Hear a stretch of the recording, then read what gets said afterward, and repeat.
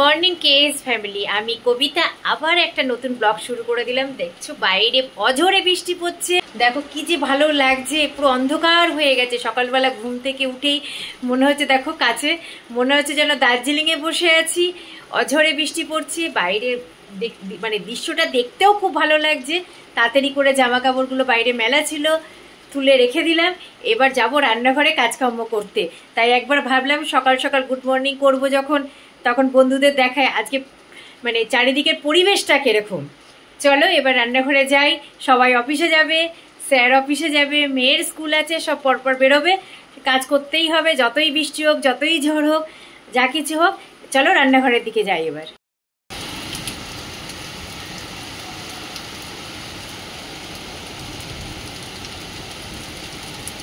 একদম রান্নাঘরে চলে এসেছি, রান্না বসিয়েও দিয়েছি। একদিকে আলু পেঁয়াজ কলি ভাজা, এ দেখো ভাতও মোটামুটি হয়ে এসেছে। চলো এবার ছটপট করে রান্না করে নিই। সবাই মাছের ঝোলও বসিয়ে দিয়েছি, দেখো মাছগুলোকে ভাজতে দিয়ে দিয়েছি। ওদিকে পেঁয়াজ কলি ভাজাও হয়ে গেছে, মাছের ঝোলও মোটামুটি কমপ্লিট হয়ে এসেছে। একে একে আলুগুলোকে ভেজে নিলাম, মাছও ভাজা হয়ে গেছে। এর মধ্যে জিরের গুঁড়ো দিয়ে দিলাম 1 চামচ, অল্প ধনের গুঁড়ো, লাল লঙ্কার গুঁড়ো, সব দিয়ে ভালো করে মশলাটাকে একটু কষিয়ে নিতে হবে। তারপর জল ঢেলে দিলেই হয়ে গেছে মাছের কালিয়া, লাল লাল ঝাল ঝাল মাছের কালিয়া। চলো রান্নাবাড়ি মোটামুটি কমপ্লিট হয়ে গেছে। আজকে আর বেশি কিছু রান্না করবো না, এরপরে টিফিনটা করবো।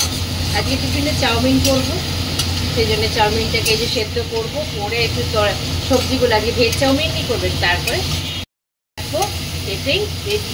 তাহলেই মোটামুটি আমার রান্না, সকালের রান্নাটা কমপ্লিট হয়ে যাবে। এবার টিফিন করার জন্য রেডি হয়ে গেছি। চাউমিনটাকে সেদ্ধতেও বসিয়ে দিয়েছি। এদিকে দেখো মাছের ঝোলও, আলুগুলো মোটামুটি সিদ্ধ হয়ে গেছে। মাছটা দিয়েই নামিয়ে দেবো।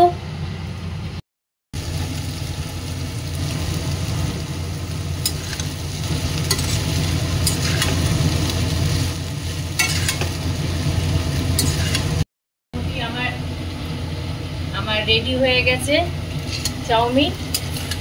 এবার রেখে আমি বাদবাকি কাজগুলো যাই আস্তে আস্তে।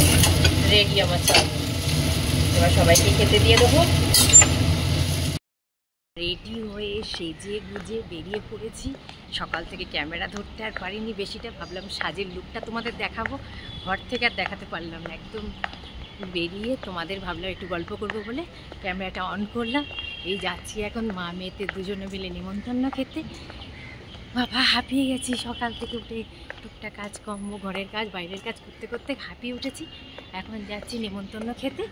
চলো ওখানে গিয়ে আবার তোমাদেরকে দেখাবো। বেলাও হয়ে গেছে অনেক, চলো তাড়াতাড়ি চলো। খাওয়া দাওয়া করতে বসে পড়েছি এখানে, লেটে চলে এসেছে, হাতে মেনু কার্ডে চলে এসেছে। জাস্ট বসবো, আমি আর মেয়েকে বসে পড়েছি, সবাই আছে এখানে এসে বসবে। এই যে দেখো মেনু কার্ড রয়েছে, মেনু কার্ড এখন দেখছি কী কী খাওয়া দাওয়ার মেনুতে রয়েছে। চলো আমরা খাওয়া দাওয়াটা করতে থাকি।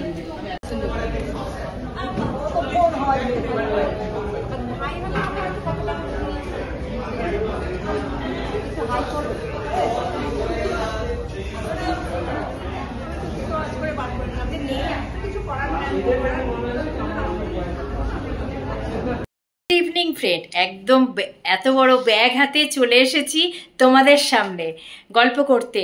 এই বাজারে বেরোচ্ছি জিনিসপত্র আনবো বলে, তাই ভাবলাম যাই তোমাদের সাথে একটু গল্প করে নিই। বেরোনোর আগে স্যার জামা কাপড় পরছে, তাই ক্যামেরাটা অন করে চলে আসলাম তোমাদের সাথে গল্প করতে।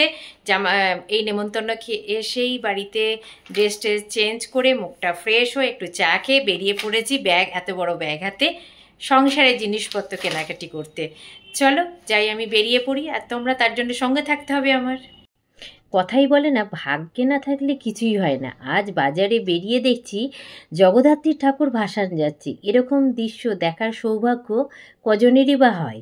সেই মুহূর্তগুলো তুলে ধরার চেষ্টা করলাম তোমাদের সামনে। আজকে ব্লগটা আর বেশি করলাম না, আজকের মতন টাটা। যদি কিছু ভালো লাগে লাইক কমেন্ট শেয়ার করতে ভুলো না। শুভরাত্রি, গুড নাইট।